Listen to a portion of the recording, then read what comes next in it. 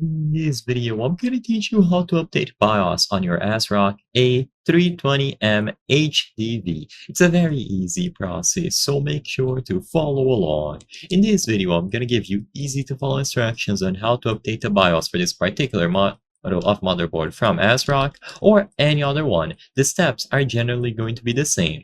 All that you need for this is a USB drive. You will load the BIOS files into the USB drive and it will be used to perform the actual update. It is recommended to format this drive in the FAT32 format, so make sure that you format it accordingly. Once it is properly formatted and empty, you will download the necessary files by going over to the ASRock website. So go to ASRock.com, find the A320M-HDV or any other model of motherboard that you have, click on Support, as you can see here, and then BIOS. Now you will download the latest version of the BIOS here. They will list the method available, and all that you have to do is click on Download for Global or China. Once you have downloaded the necessary files, extract them into the USB drive. So grab the file, load it into the USB drive, and now turn off your computer. Insert the USB drive on any of the available USB ports at the back of your motherboard. Like I said, the USB drive will have the necessary files to perform the update.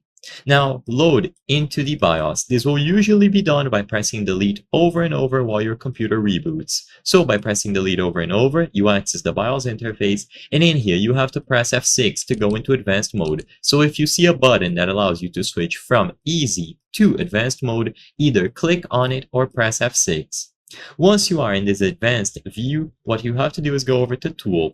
So go into the Tool category and choose Instant Flash. This function will allow you to update the BIOS. Once you choose this, it will scan all of the devices until it finds the necessary file. In this example here, it is showing a B550 BIOS file, but of course, in your specific case, if you are also using the A320M, it will appear like this. Then you just choose this file, click Update, and you let this process finish uninterrupted.